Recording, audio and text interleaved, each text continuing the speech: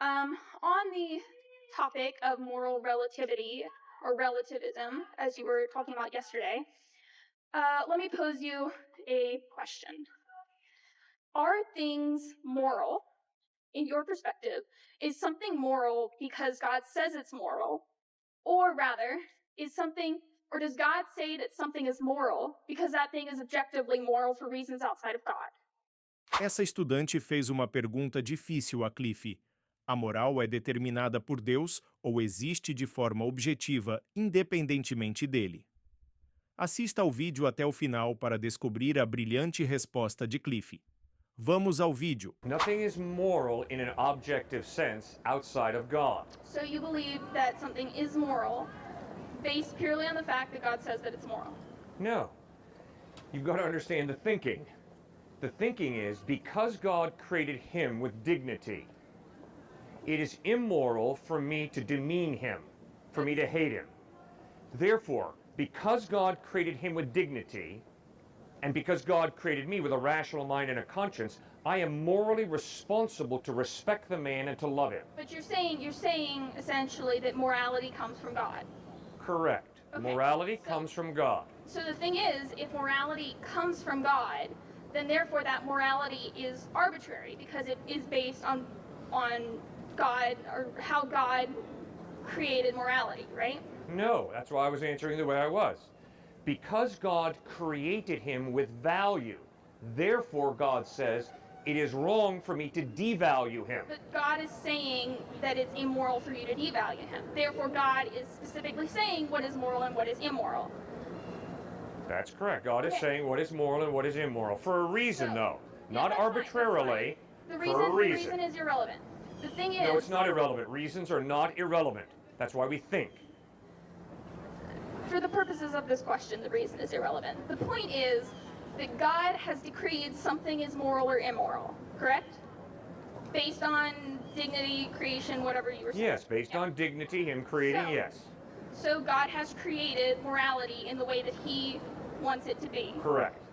So, by that logic, morality is arbitrarily based on what God perceives as moral or immoral, because he created you with dignity, etc., etc., etc.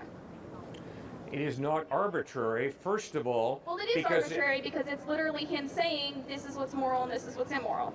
That's what it comes down to. That's the definition of arbitrary. It is not arbitrary because God's character is just, which means God's definition of right and wrong, justice and injustice, flows from his character. It is not arbitrary. Justice is based on the just character of God. But even if I decide something for a particular reason, I'm still deciding it. And so, regardless of what that reason is, my decision of that, whatever it is arbitrary. I am deciding something is the way it is. Therefore, that decision is arbitrarily based on what I think. I love your use of the word decision. You're absolutely correct. In order for there to be good or evil, in order for there to be justice and injustice, there has to be a mind that decides, a mind that thinks. This rock has absolutely no ability to distinguish between good and evil, right and wrong, justice and injustice. That tree has no ability to distinguish between good and evil, right and wrong, justice and injustice. You have to have a thinking, rational mind in order to distinguish between good and evil, right and wrong. But the second that you have a being saying what is moral and what is immoral, then by virtue of that being deciding things are moral or immoral, it means that that being has the capacity to decide things are moral or immoral that may not necessarily line up with what everybody else thinks is moral or immoral. So for example, God could say that it's moral to stone homosexuals, in fact, that you're required to stone homosexuals, okay? So if that's what God decrees as moral, then morality is arbitrary. And so if you go and look at what we view as moral as a society, we don't think that it's moral to stone people because they're gay, or at least most of us don't, the rational ones. However, God could easily say this thing is moral, and we can't really challenge that regardless of how we perceive morality. You challenge it all the time, so do I. We're thinking human beings with a free will. We challenge God on a regular basis. I challenge it because I don't think God exists. You can't Well, then what are you challenge challenging? If you don't think God exists, what are you challenging? I'm challenging the fact that you claim that my morality is based on God. No. Or that my morality should be based on God. No. All I'm saying to you is, ma'am, you don't believe God exists. I respect that. But now, if you're going to be consistent with your atheism, you're going to have to acknowledge that morality is relative. Morality There is no relative. God, and if there is no God, according to you, then morality is a crapshoot. It's just you make it up in your head. The KKK makes it up in its head. Gandhi makes it up in his head. And it's all relative. I'm just asking you to be consistent with your worldview.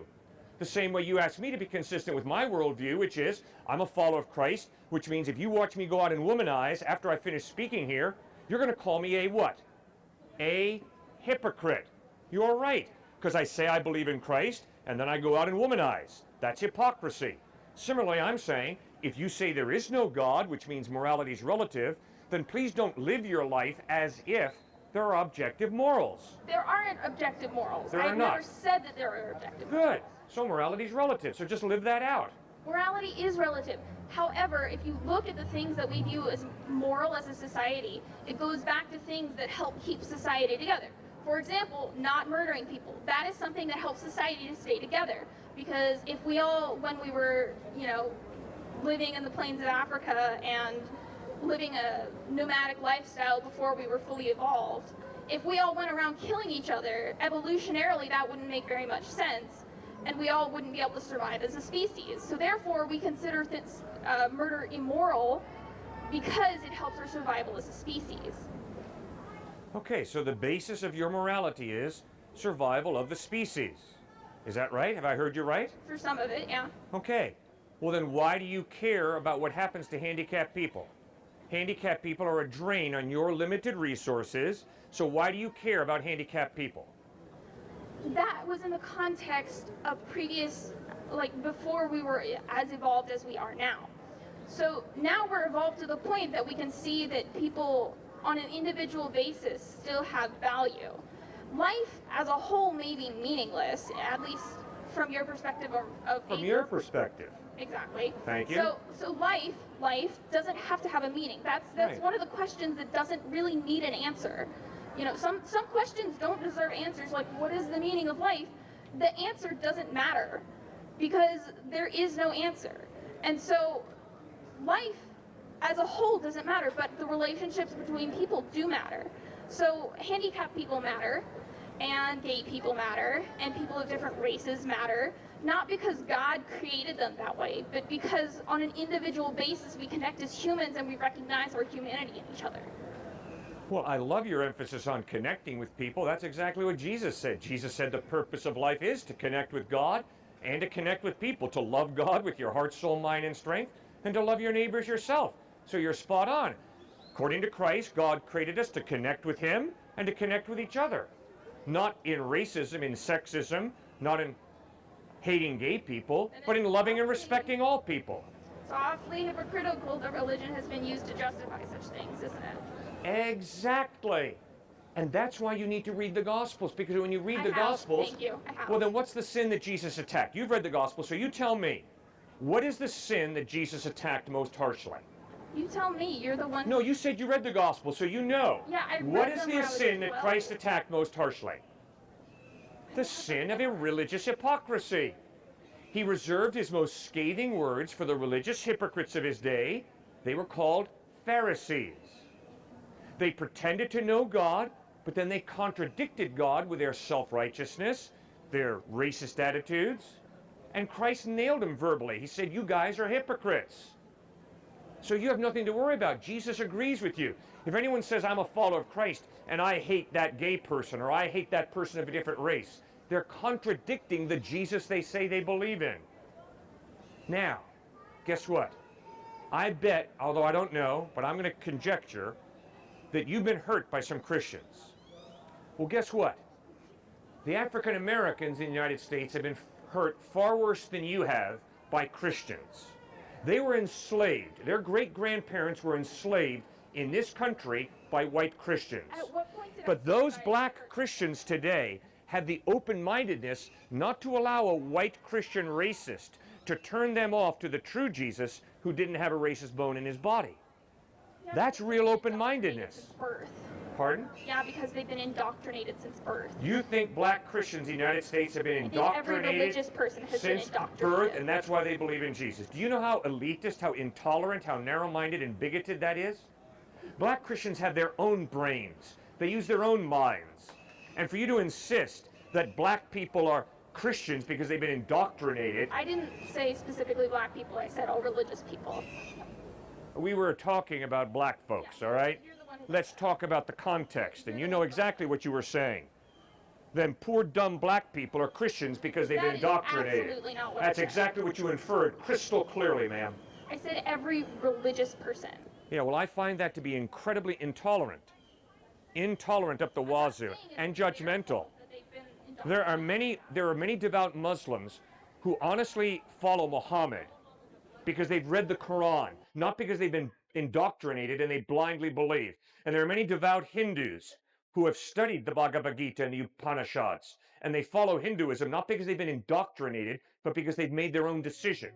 And there are many atheists who are atheists because they've thought through the issue and they think there is no God. And for me to say, oh, all you atheists have just been indoctrinated is incredibly bigoted, narrow-minded, and intolerant. I'm We glad shouldn't I think hope that somebody way. else challenges you too. All right, thank you for raising those issues.